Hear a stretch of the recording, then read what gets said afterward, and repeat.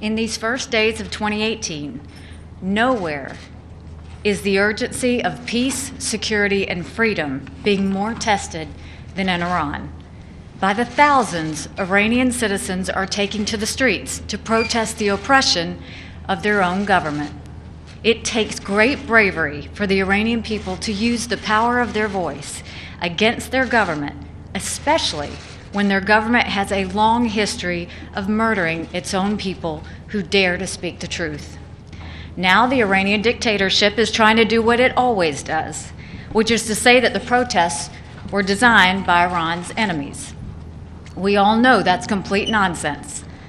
Dozens have already been killed. Hundreds have been arrested.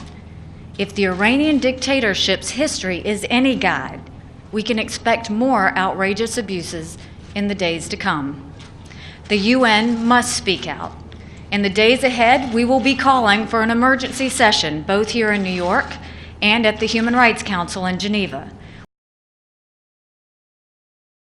You have all heard that President Trump's comments made about Pakistan. The administration is withholding $255 million in assistance to Pakistan. There are clear reasons for this. Pakistan has played a double game for years. They work with us at times, and they also harbor the terrorists that attack our troops in Afghanistan. That game is not acceptable to this administration. We expect far more cooperation from Pakistan in the fight against terrorism. The President is willing to go to great lengths to stop all funding from Pakistan as they continue to harbor and support terrorism. And that brings me to my final point. The Pakistan aid issue is not connected to the vote we had with Jerusalem. It is entirely connected to Pakistan's harboring of terrorists.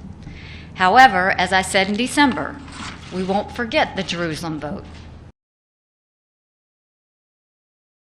I stood proudly, even if I was the only hand in the Security Council, to fight for the will of the people of the United States. They wanted to see the embassy moved to Jerusalem, and we followed through with that. We very much still want to have a peace process. Nothing changes with that. The Palestinians now have to show their will that they want to come to the table. As of now, they're not coming to the table, but they ask for aid. We're not giving the aid. We're going to make sure that they come to the table, and we want to move forward with the peace process.